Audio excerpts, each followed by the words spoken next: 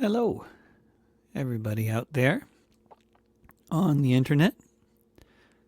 I'm just broadcasting on my own platforms YouTube, Facebook, Twitter, LinkedIn, VK, and Twitch, as well as on the Song News Network Facebook page. And I can see the chat now. I have it worked out. I was unable to for months, it seems, but basically I got it figured out. I'm just, distracted. But so if anybody has anything to say, I can see it now. And I won't interrupt the songs in order to look. Don't worry. I'll just check the chat now and then to see if there's any questions, comments, etc. And I'll be doing that on other broadcasts as well on a regular basis now that I know where to find everything. And this was going to be a concert last Saturday, but I had a bit of a dental emergency, which is sort of ongoing, but not really. It's all dealt with, more or less. The infection is dealt with. I'm not in pain anymore. I have an oral surgery appointment on Monday, in case you're interested. But so this is usually my last Saturday concert, which is now the first Saturday. But otherwise, everything is proceeding as normal, if you can say that, which you can't, because there's no such thing.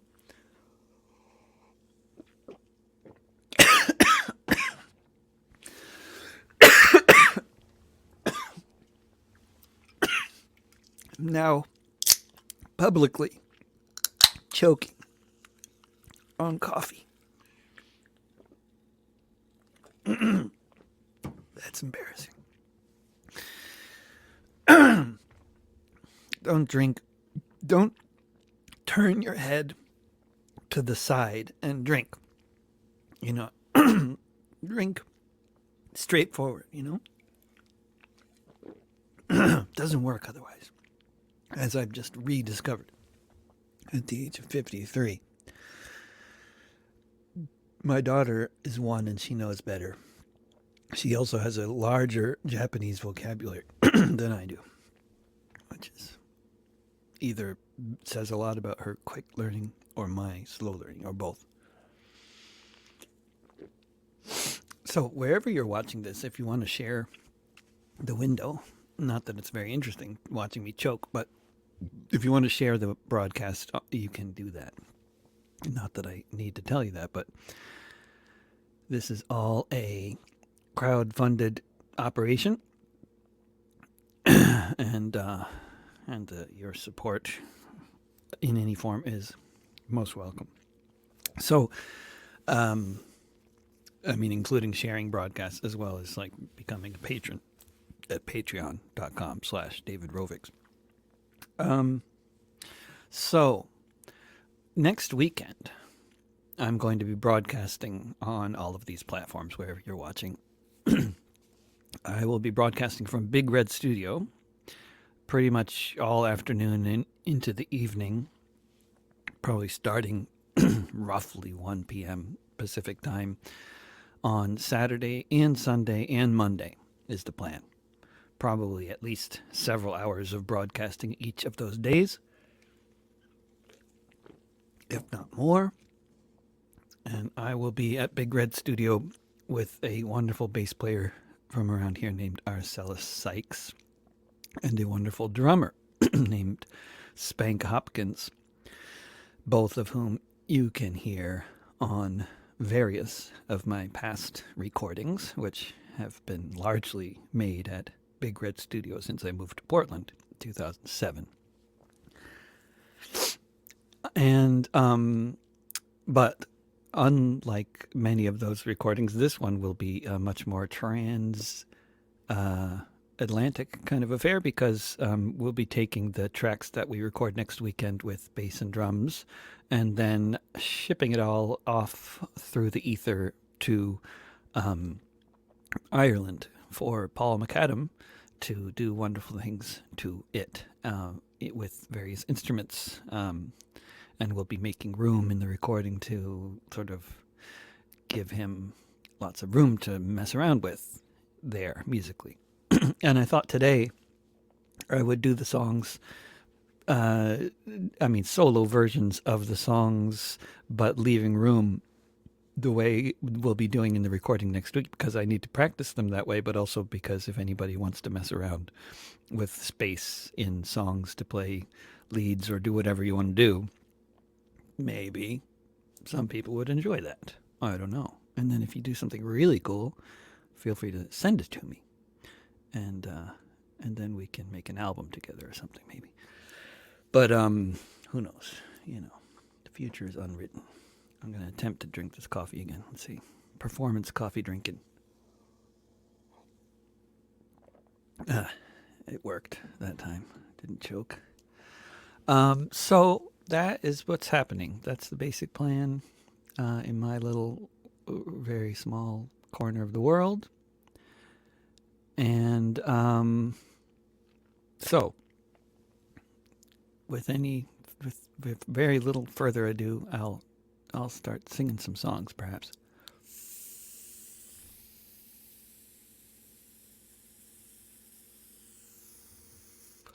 Performance vaping.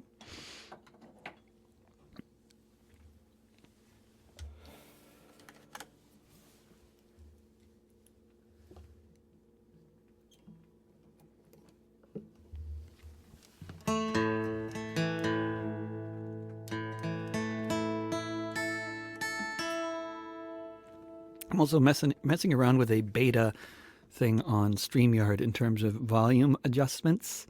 So if anybody can tell me if it's sounding loud and distorted at any point or too quiet, either way, I'd love to know that, please, on whatever platform you're watching. And I love getting those wonderful requests. But I'm just going to do songs that we're going to be recording next weekend, so I won't do those requests, even though I love the people making them.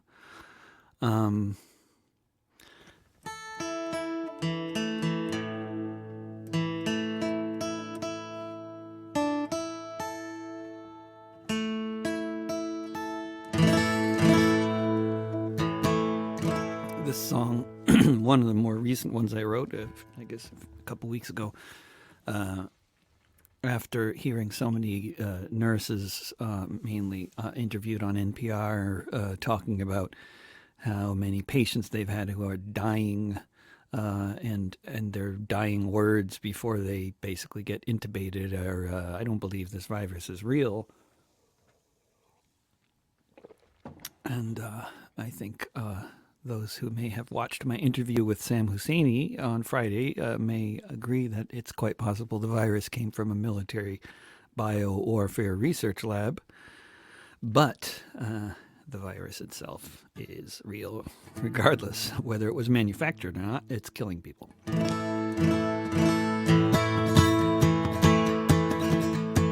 But why would people think they're being lied to, was what I was thinking about. They lied about the wars. Took time to figure out that democracy and freedom was not what it was about.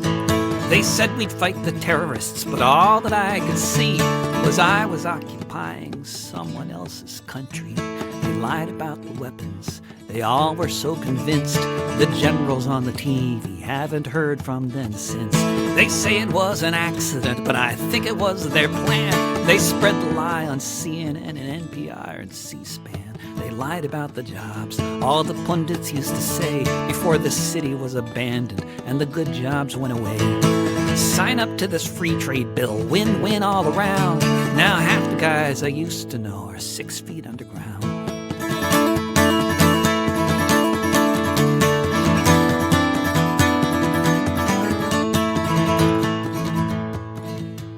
Lying is all they seem to do. Looking at us on TV, they pretend they care, but it's all about the money, which anyone can tell if you have half a brain. Why I should believe them now just seems insane. Talk turned to the virus, what we all stood to lose. I was not the only one who thought it was fake news. I just went about my life like I normally would do. So maybe I'll catch a cold, I thought, or a little flu.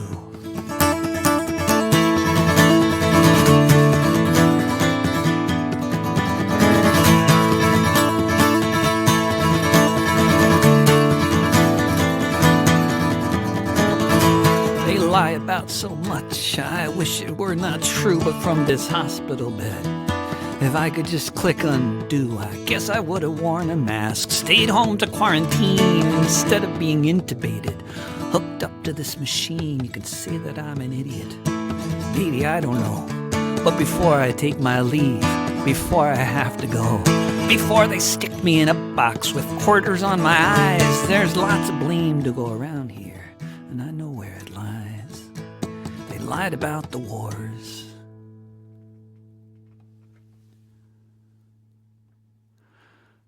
Does yeah, if anything is sounding distorted, let me know, okay? Does it sound all right, everybody out there who's watching? You can also give me shit for not doing the requests too. That's fine too, but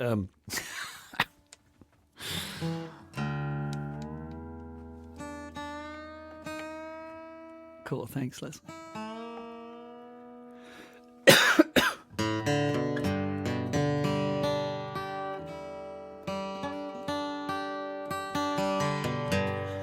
Because I have the compression disabled, which is very important. If you're ever broadcasting on StreamYard or Zoom, disable that compression. If you're in Zoom, you go to audio, then advanced, depending on what version. But Paul, wonderful.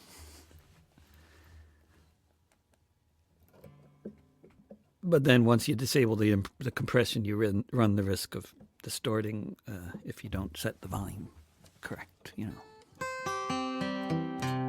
Oh, your guitar teacher has that problem on Skype? Yeah, you tell your guitar teacher, disable the compression. How you do that on Skype, I'm not sure. But on Zoom and StreamYard, it's pretty straightforward. Although you do have to click on advanced. You go to audio, then advanced in Zoom, at least on my version, and then you can disable all the different options of compression. They're always changing the names of the compression, different forms of it. They're doing the same thing on StreamYard. The names change, but it's just basically one way or another. It's compression. You want to disable all of it. Although it's great if you have a crying baby in the background that you don't want people to listen to, or a loud heater, or it's great at getting rid of that shit. But it also gets rid of the sound of your guitar, which is not what you want. Okay. This is to be the second track on the album. Dedicated to my landlord and the others of a similar ilk. That is the extremely wealthy ones.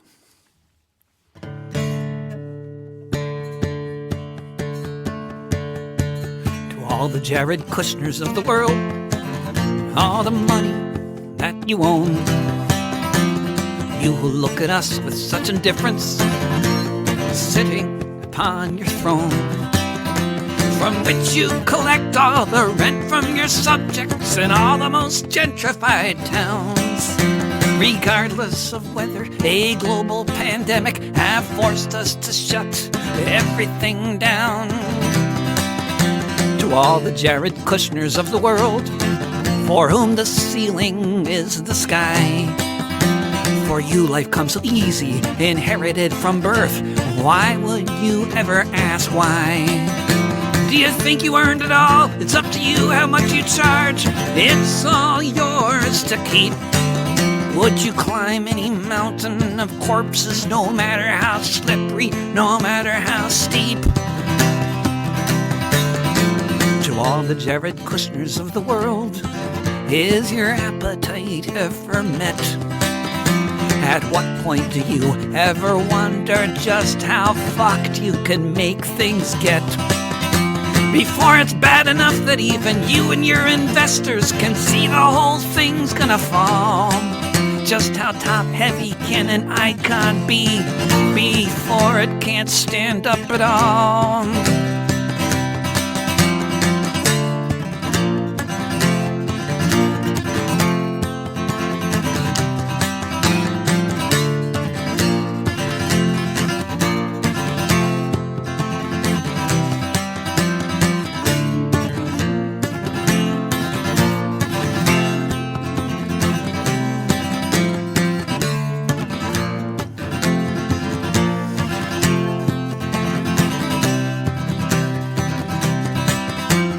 To all the Jared Kushners of the world, how do you expect things will transpire when all your filings are enforced and the moratorium expires?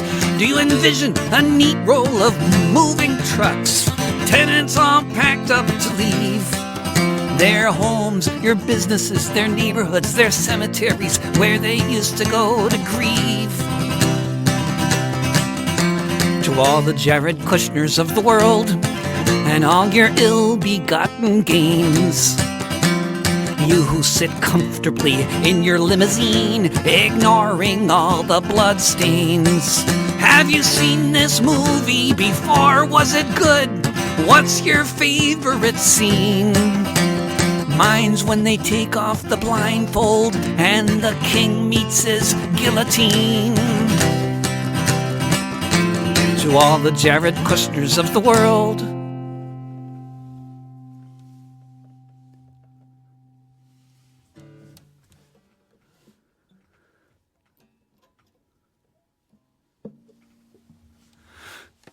so once again, that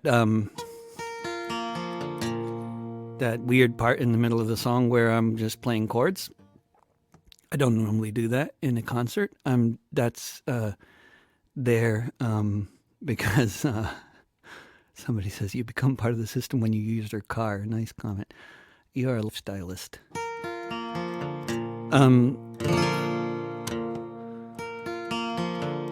So yeah, those weird chords, where there's no solo going on. That's because I'm leaving space for such things, because I'm practicing doing it the way it's going to be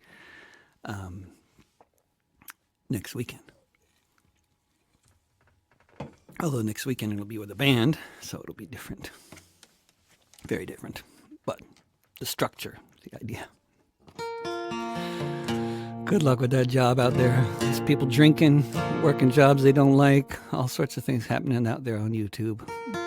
And of course, as you know, it's of course here on the west coast of the United States, it's early afternoon, but in Europe, it's getting later at night. So the level of alcohol consumption, depending on where you might be, people drink more at night. So it's always, it's lovely. Lovely to see the comments rolling in there. And whatever people had to say, whether it's related or not, it's nice. Even the sort of psychotic rants that you get now and then, it's always, hey, John, I got a few folks in Connecticut, somewhere in Europe. The whole day then, this recording? No, this is just, Leslie is asking, is this going on all day? No, I'm just going to do a bunch of songs now, like for an hour or so. And I am in Portland, as somebody else is wondering. And next weekend, Saturday, Sunday, and Monday, the sessions we'll be recording at the studio will be going on and on and on, and we'll be doing stuff over and over again. Very repetitive, but maybe interesting for people who are into this sort of thing. Like if you're into working in studios, because the whole experience of working with a good producer like Billy Oskey at Big Red Studio is an amazing experience. Also, the same working with Paul McAdam in Ireland, it was an amazing experience. With a good producer, it's just quite something. Working with a director, Shola, we were working with on this radio play, amazing experience. Good directors, producers, and editors are a treasure, and people don't have any idea. If you're not a musician or a writer or an actor, then you probably, through no fault of your own, have no idea just how amazing a resource of skilled producers, directors, and editors are. But that's how it is in the world. There's a lot of things like that. Anyway, this is going to be the third track on the album, as I'm envisioning. These things change, obviously, depending on what happens to the actual album, But if I were doing a solo guitar version, this would be the third track. Jacob Blake was walking to his SUV. Alton Sterling was selling DVDs. Eric Garner had just broken up a fight. Breonna Taylor was asleep in the middle of the night. Tamir Rice was playing in the park. Elijah McClain was out walking after dark. Dominique Clayton was sleeping in her bed where she was shot by a cop in the back. of her head. Say their names. Say their names. Say their names.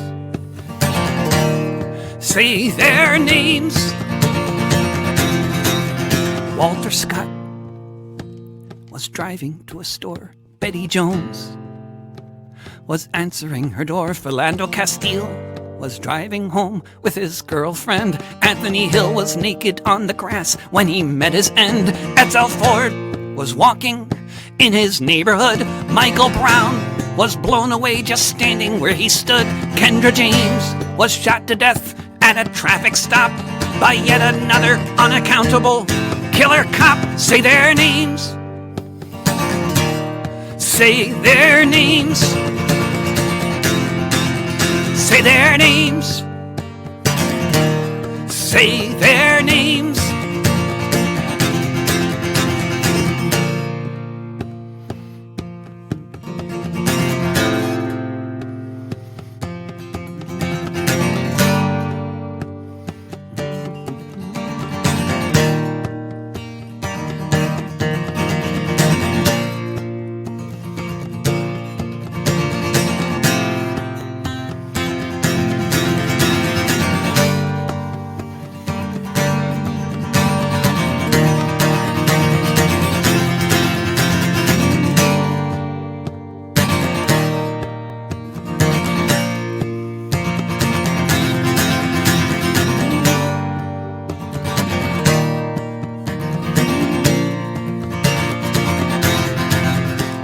Jefferson was playing a video game with her little nephew.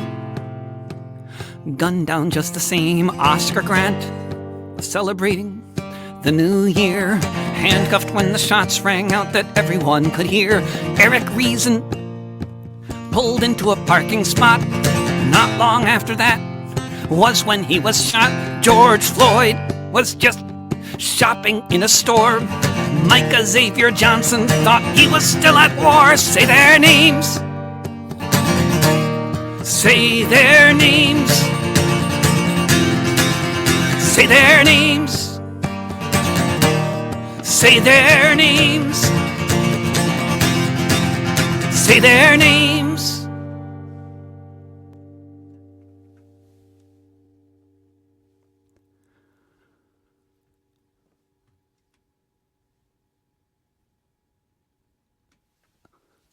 And then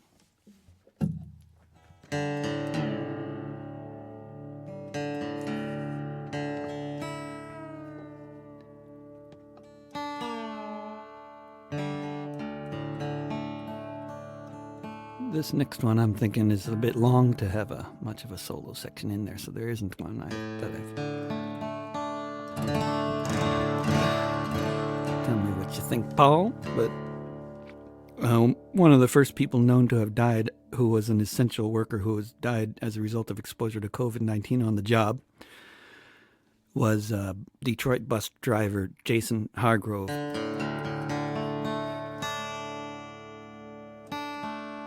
Who I heard about from another bus driver in Alberta in April.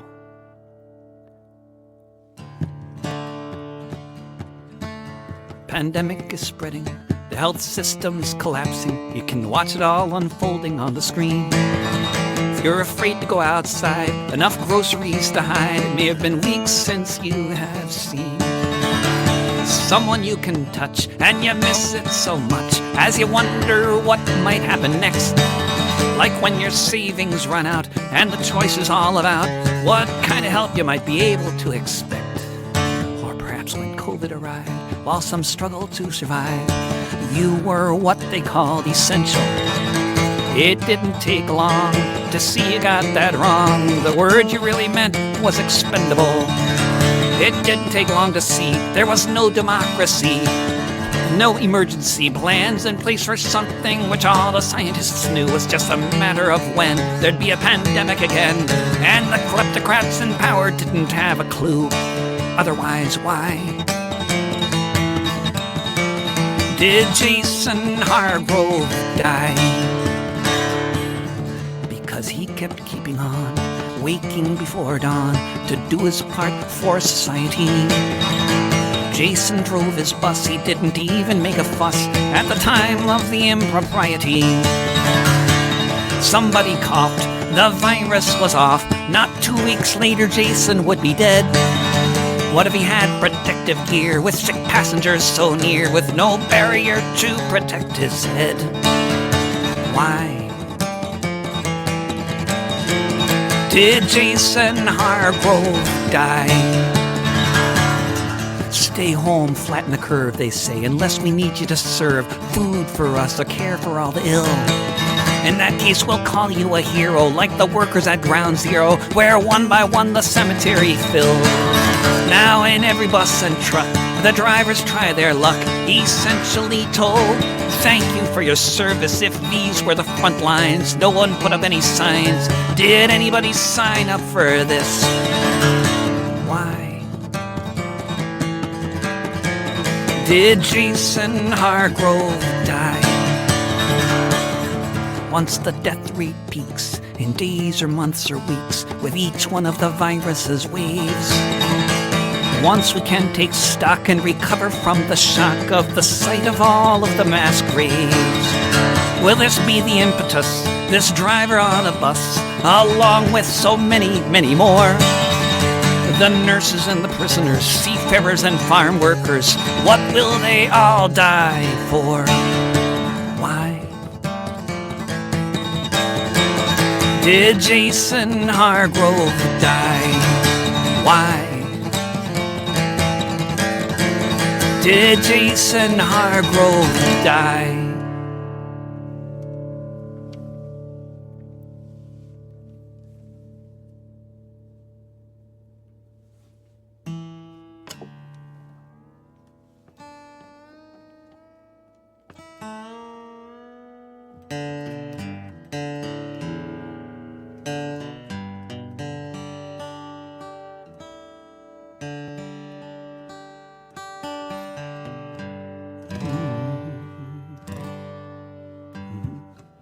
Let's see.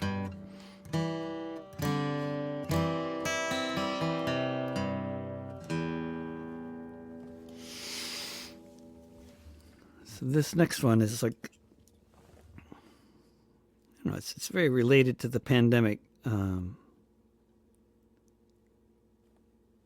a way, but it's like, I mean, it happened during the pandemic that they discovered water on the moon. Or, in another pile, in another spot, in larger amounts, I think.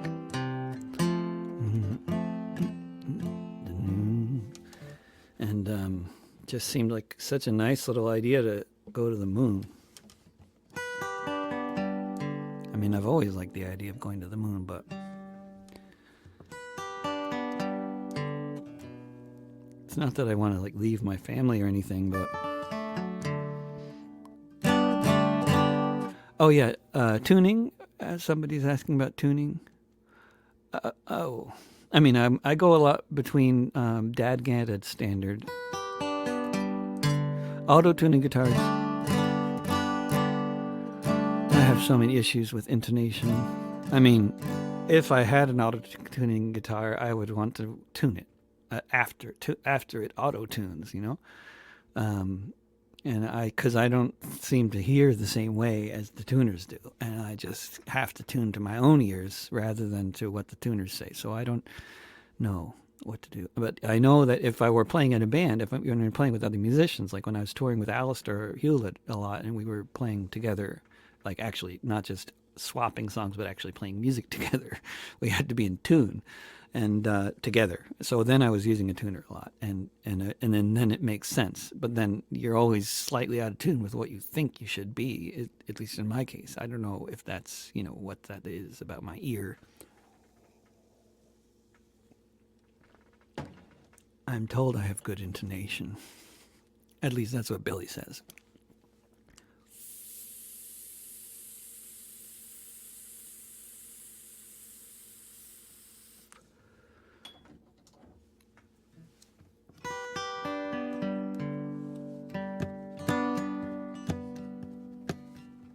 news isn't getting any brighter. The death toll isn't getting any lighter. There's a dark ball drifting overhead with so many more people dead. Turn on the TV, the computer, the TV set. It's a world full of anger and death threats. What could happen if life could be supported somewhere else? Things might be better sorted. A place where some could start anew, another way to say we're not through, despite all of the destruction, all the bad decisions made, all of the madness we could trade for a place more remote than primate or penguin has ever been. There's a discovery, a silver lining for the cloud that has some folks singing out loud. There's water on the moon way up there. Maybe you and I should go live on a frozen lake without a care, looking down at the earth below. The cafes are all closed. You won't miss the sight. Someone bringing to your table a flat white. We can still make espresso up there in our bubbles, breathing freshly manufactured air. When we go outside, we can jump so high. You speak into your mic, I'll hear your reply. We can look at the green earth, wish it well, from up in the place that makes the waves swell. There's water on the moon way up there. Maybe you and I should go live on a frozen lake without a care, looking down at the earth below.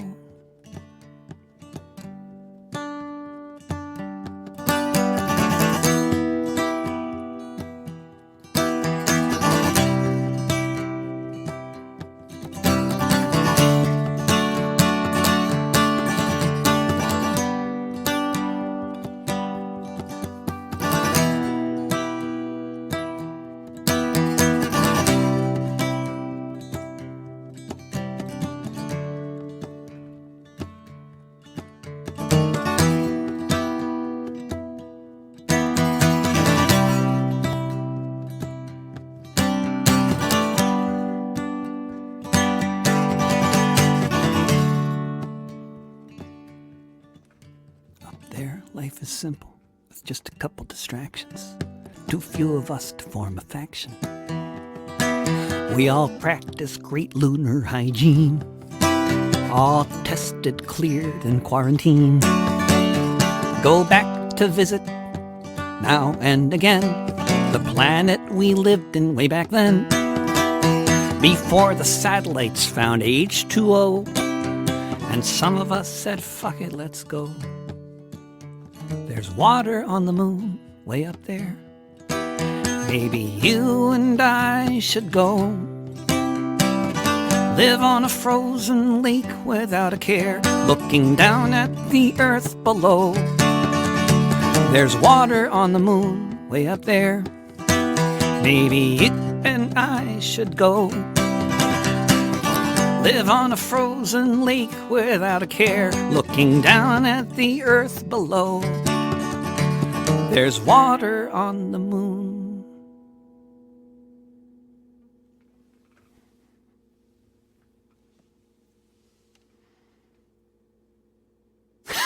Somebody said, or we can just string up Elon with Gates and the rest of them. But hey, that's, in my opinion, yeah, I am totally with you. Madam? Yeah, absolutely. But we can still visit the moon before or after we string up Elon and Gates. Or maybe we should visit the moon first, because Elon seems to be... Never mind. We don't need him, I'm sure.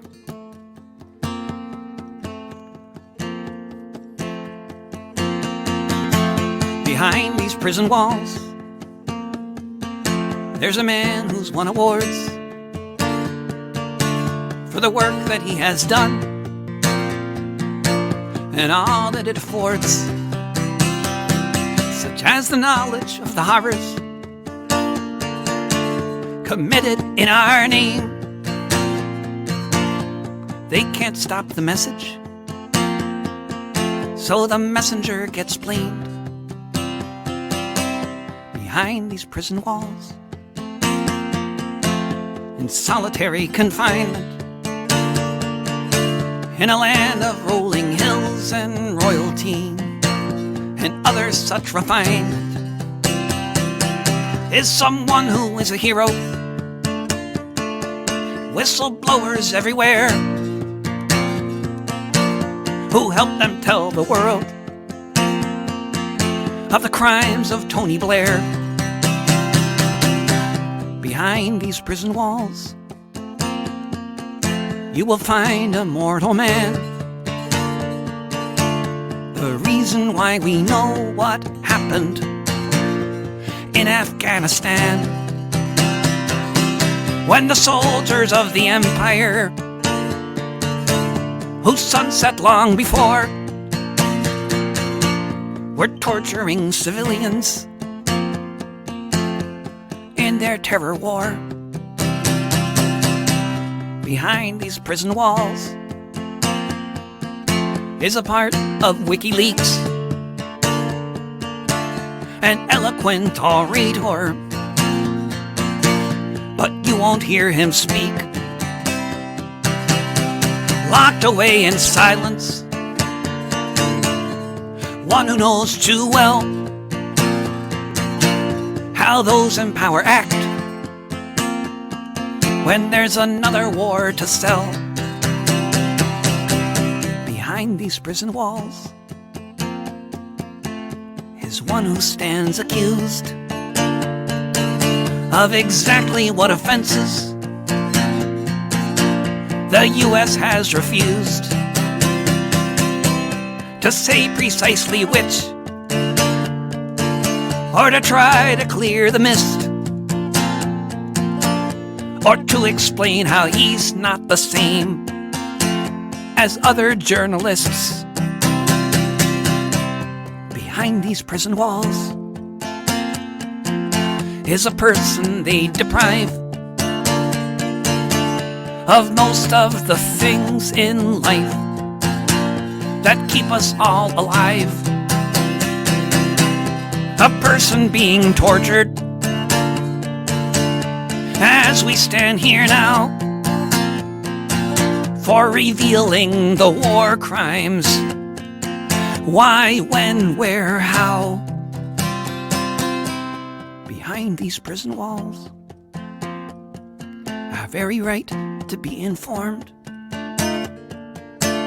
of what the hell is going on is the teacup in this storm. With knowledge there is power, so the solution by the crown, a 24-hour-a-day indefinite lockdown. Behind these prison walls,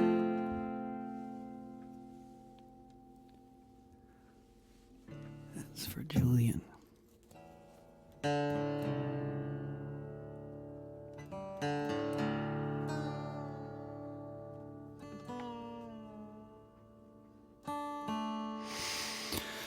Yeah, there was Leslie's mentioning the trial in Australia around the soldiers accused of horrific war crimes. Yeah, they discharged 10 and didn't. Yeah, I don't know. I think it's ongoing. It's ongoing. Things are ongoing.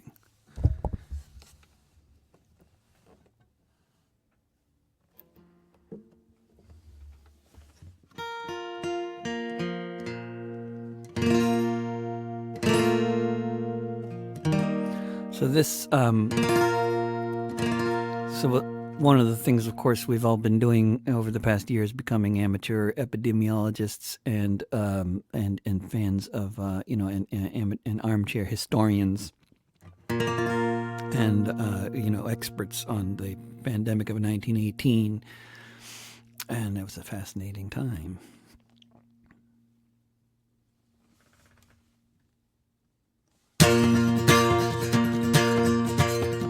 World War was raging like the earth had never seen. A whole generation lined up in trenches with killing machines.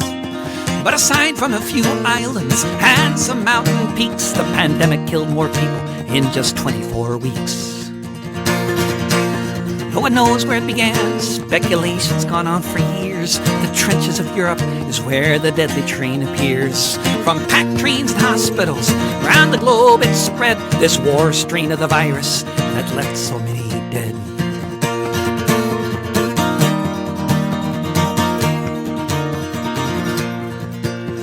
The death toll was unequal, but barely anywhere was left untouched, though the greatest share of dying was reserved for the poorest colonies of the empires and their wars that created this disease. If you have a couple hours, then do something with me. Conduct a little research into your family tree. If you look into it, it won't take long. Quite likely you will find in 1918 you left an ancestor behind.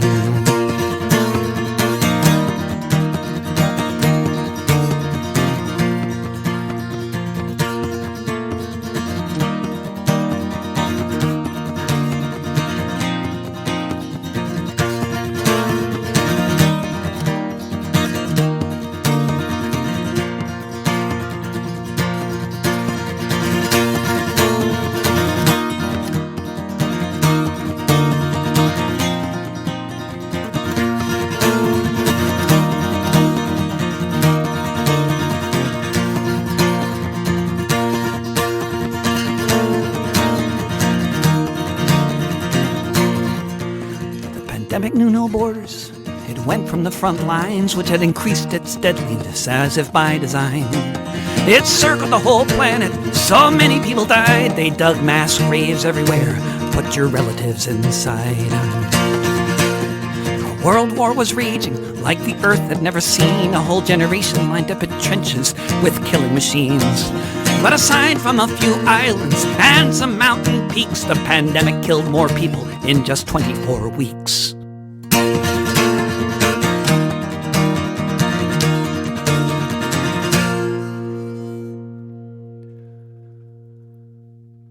I didn't get the instrumental section quite the way I had planned it, but that's, just FYI, Paul.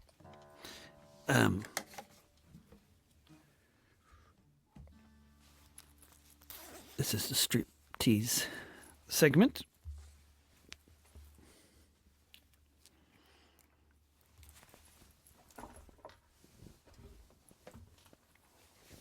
Which is especially interesting in the podcast version.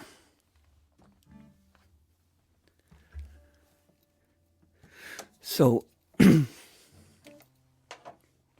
last Saturday was the 170th anniversary of the theft of Oregon.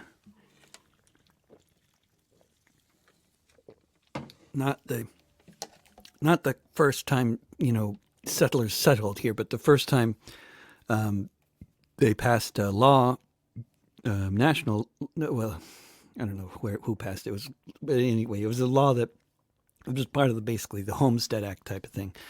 And the law basically gave the state away, this beautiful valley that I'm living in, where Portland is located, the Willamette Valley. It was all just given away to settlers as long as they were white and American. And if you were white, you could be American. That's how citizenship here has worked in the past. And, well, you had to be more than just white.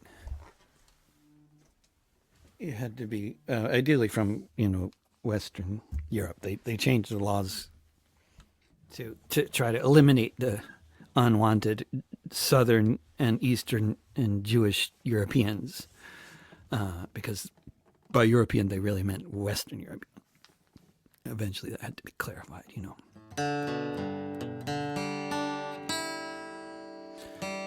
But that was our immigration policy here until very recently. So, of course, people of color ended up in the United States in all kinds of other ways, like through being abducted. Whether from Africa or China.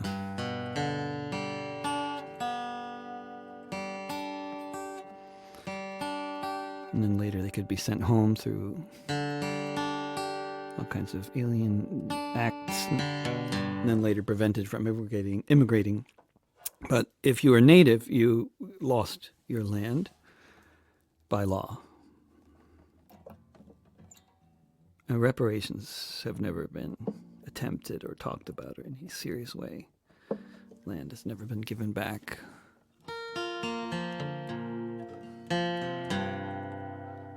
It's an open wound.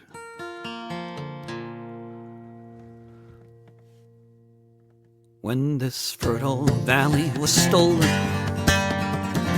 was a process assisted by an epidemic that wiped off the earth most any might have resisted. The land was parceled and given away to any brave pioneer who was white enough to own property around here. When this fertile valley was stolen, it sailed so many a fate who'd no longer live by a trading post, but in a stratified settler state, where the white landed gentry created by colonial decree. We're not talking about the Bible, but a few generations of history. When this fertile valley was stolen, it was easy to foresee that so many, many years later, there'd still be a white majority. It was engineered from the day the exclusion laws were made. Any pretense of inclusion since has been a sick charade. When this fertile valley was stolen, the pioneers were given their farms, which were defended from the displaced by force of arms. And by dint of reason as false as any that could be, enforced by laws and customs called white supremacy.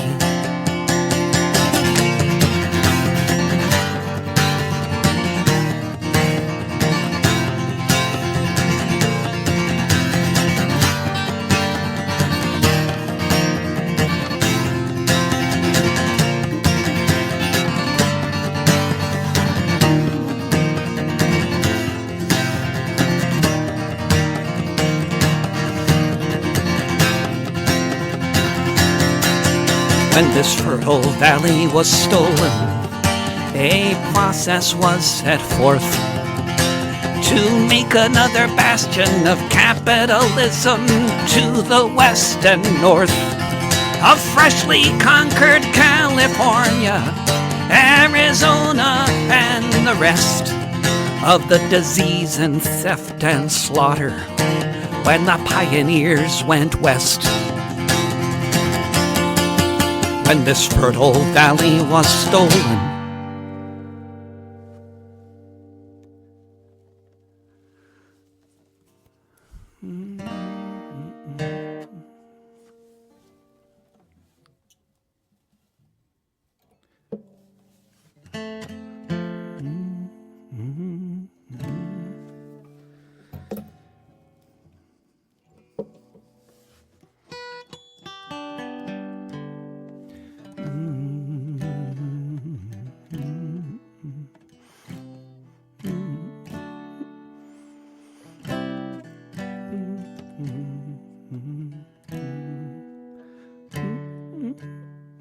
what key was this in here?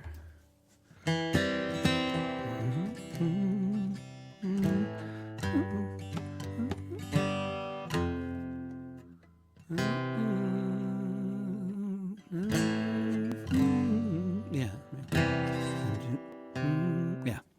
This is another song that I haven't done I just wrote a few weeks ago. It hasn't been recorded.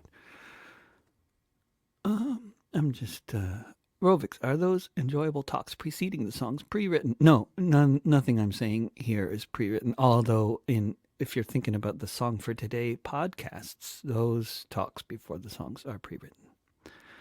And but nothing I'm saying today is pre-written. Extra awareness for India's strikes. Yeah, it's really quite a huge thing going on there. I sure hope that the working class around the world is victorious.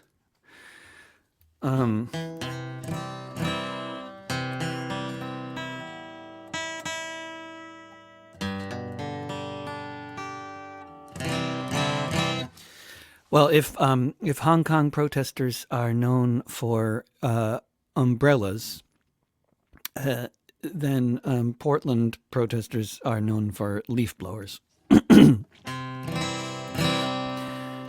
Which I believe may have been actually also used in Hong Kong. I'm pretty sure. It's all very, the internet makes these things very easy to share. And leaf blowers, it turns out, can be very handy for blowing tear gas as well as leaves. I also discovered on Halloween that they work very well for candy delivery mechanisms, like long distance candy delivery, COVID safe. There's a video on YouTube.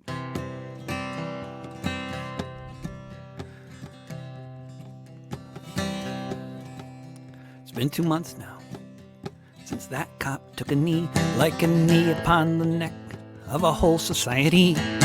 Folks rose up all over, starting there in the Midwest. The National Guard came in upon the governor's request.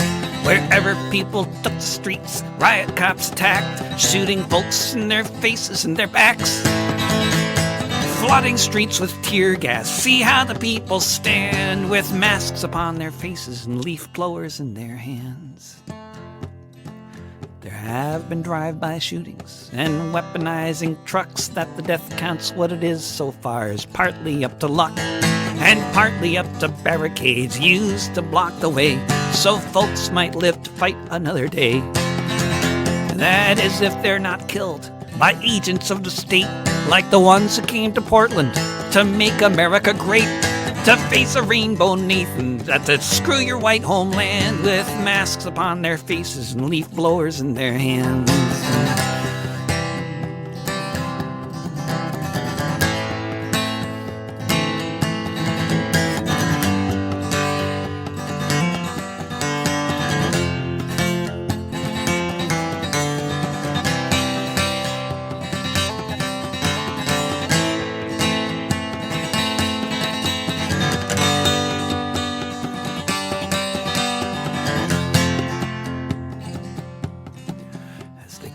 People off the streets here in the global north, as the tear gas billows, the poison belches forth, as those who would be dictators make their power play, as people from all over town face them down and say, we don't want police, a better world can be built.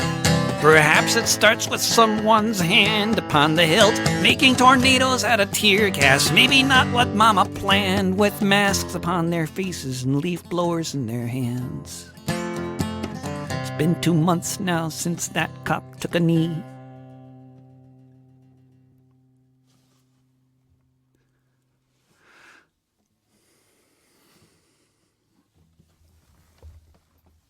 And then moving back, this is basically a sort of a selected works of 2020 kind of album. And here's one from pre-uprising, post-COVID pre-uprising. I'm working on a book, sort of a collected, curated book full of lyrics and essays from 2020. And that I wrote. And a few graphics as well.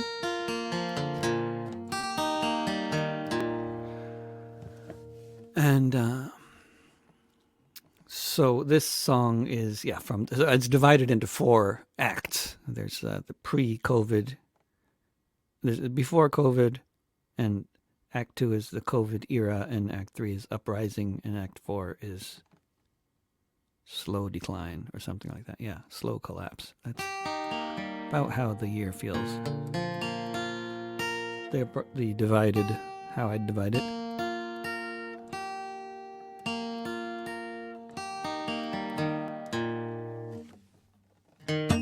$40 million renters facing eviction if Congress doesn't do something dramatic very soon. There's a suspension on evictions. Stick to your convictions. Don't pay the rent. If at home we have to stay, then most of us can't pay. So don't pay the rent.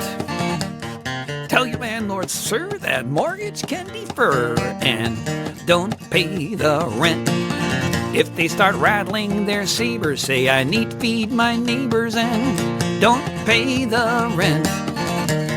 Time now to demand one big union grand. Don't pay the rent.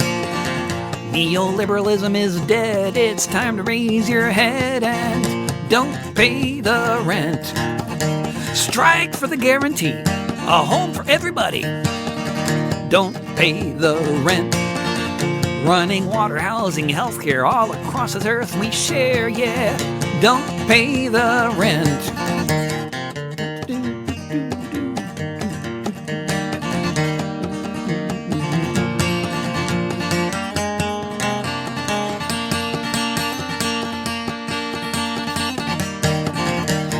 Capitalism has failed, put the billionaires in jail. Don't pay the rent. We need a new world now.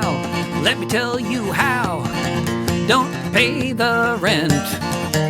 With mutual aid, a new world can be made. Don't pay the rent. From the ashes of the old, if we stop doing what we're told, and don't pay the rent. Solidarity with society. Don't pay the rent. Our lives matter a lot, but landlords' profits do not. Don't pay the rent. We can redefine what is theirs and ours and mine if we don't pay the rent. There's a suspension on eviction. Stick to your convictions. Don't pay the rent.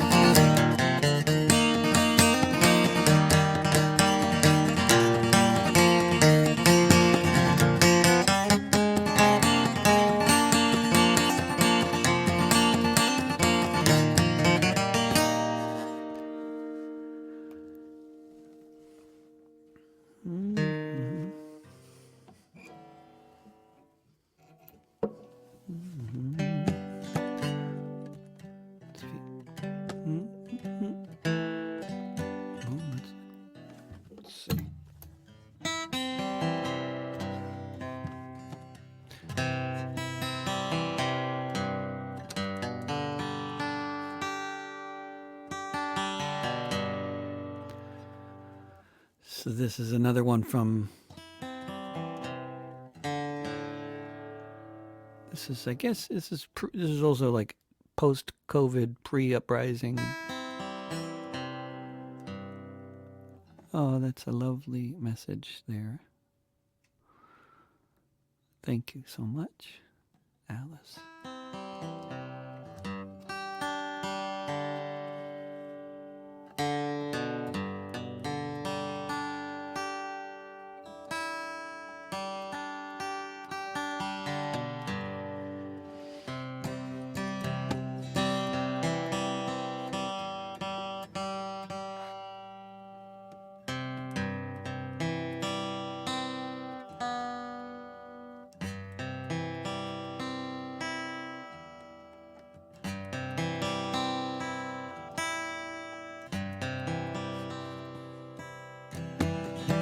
One of the Paul is asking, would someone please put another landlord on the barbecue? Yes. We barbecue landlords in this song, actually. At least in the first verse. but it's a sort of a light, it's more of a saute. Sad moments like these, everything is in the air. Possibilities are nowhere and everywhere. Gotta break a bone to set it. Now all we are is broke. A lot of folks are saying it's time to be woke. And they're not talking about the microaggressions, but the really big ones. The basic assumptions. Like planets circling suns, but there are no natural laws that built your mansions or your tents. These are creations of society, just like mortgages and rent. It's a future of uncertainty, but our liberation can only be as free as our imagination.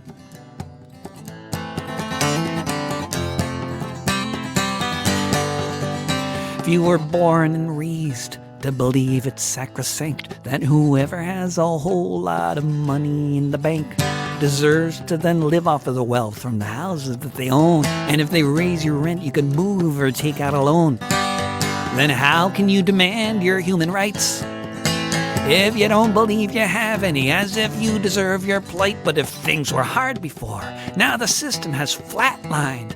Time for those basic rights to be redefined. It's a future of uncertainty, but our liberation can only be as free as our imagination.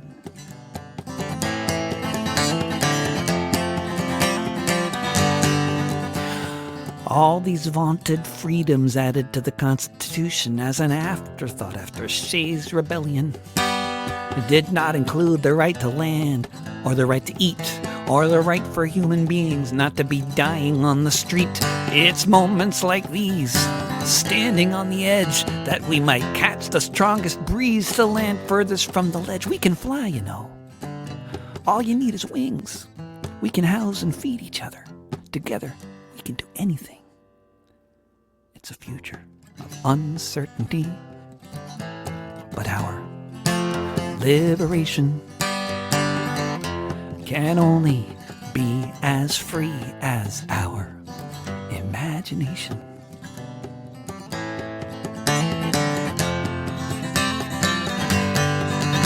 At moments like these, everything is in the air. The possibilities are nowhere and everywhere.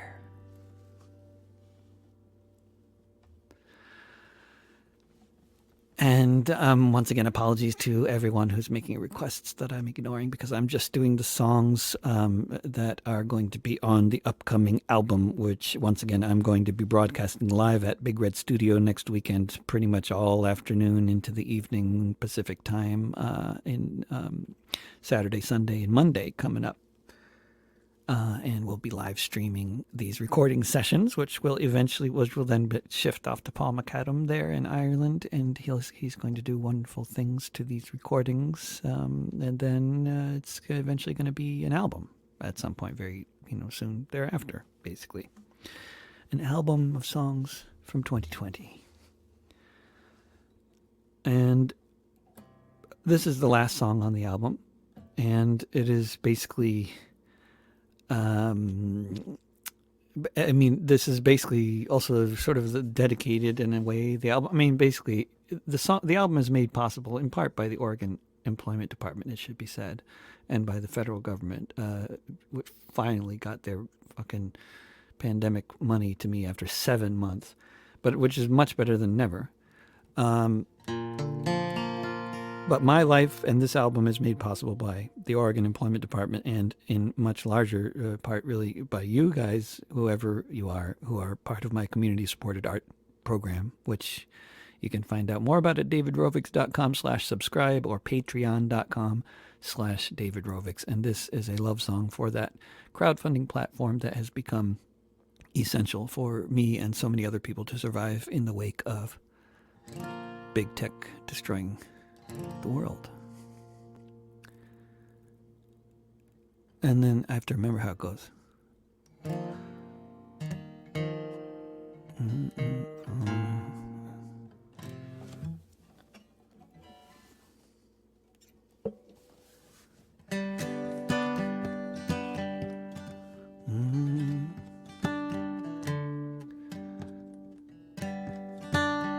when the floor fell out from the way it used to be. People used to pay for stuff before all of it was free. Those of us who didn't crash got taken down a peg. 'Cause if you want to be an artist now, you gotta learn to beg. Patreon, Patreon. When all your merch sales and all your gigs are gone, Patreon.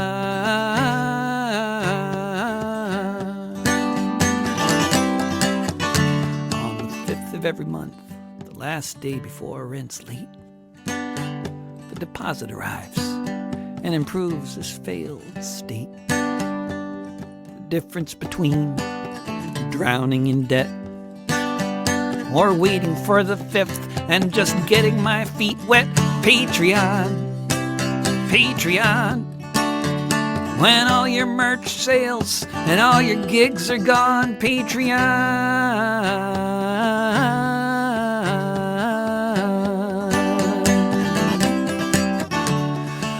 Support for the arts is some kind of a cruel joke.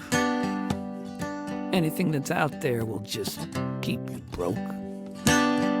I could get a real job, or I could wish upon a star that there are enough of you who think I should just keep playing this guitar. Patreon, Patreon.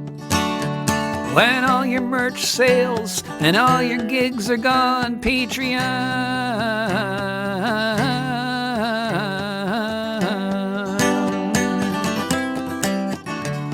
My music's free on Spotify, that's where we're at. It's a precious little segment that steps up to bat. I miss the old days, but I'm okay. Panhandling my time away on Patreon, Patreon. When all your merch sales and all your gigs are gone, Patreon.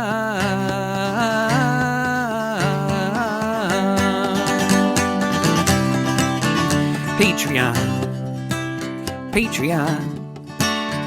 When all your merch sales and all your gigs are gone, Patreon.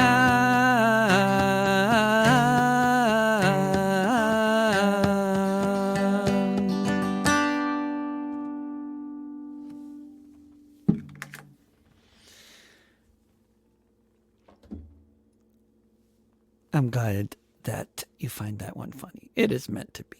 And thank you all for listening, and sorry about not taking any requests, but this has been a presentation of the songs that I will be doing next weekend at Big Red Studio all afternoon into the evening Pacific time, Saturday, Sunday, Monday, recording with Spank Hopkins and Arcellus Sykes, and then sending it on to Ireland to Paul McAdam and making an album. And this has been a rehearsal for that album, basically. And I hope you have enjoyed it. I have enjoyed it. And then Restream is just informing me that there have been 100 messages today with Restream chat from people leaving messages on Facebook and YouTube primarily. So I'm not sure if that's something, to celebrate. But I think it is, because they've been very nice messages generally. In fact, and exclusively nice messages. And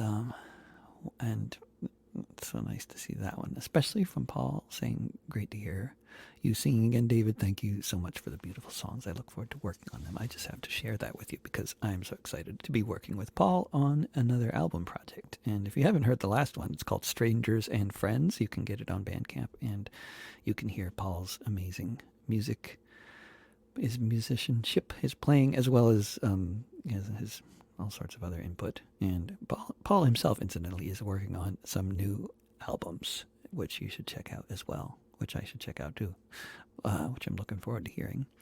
Don't know if they're out yet. I don't think so. But other stuff is. And so, yeah. And I'll just leave you with a statistic. Speaking of unemployed artists, 65% of artists in the United States are currently fully unemployed, and 95% of artists in the United States have lost income during the pandemic. And the average artist makes about as much, if they're, the average professional artist makes about as much as the full-time worker at McDonald's. Just, a few statistics for you to ruminate on as you're considering how fucked everything is. And, of course, for a lot of people other than just artists. But thank you, everybody, and I will be back on broadcasting in next week, doing my usual Tuesday, Wednesday, Friday, interviewing interesting people at 10 a.m. Pacific on these platforms and others. And then next weekend at Big Red Studio. Take care, everybody. Remember, don't pay the rent. Trust your neighbors. Mutual aid will get us through. And another world is possible.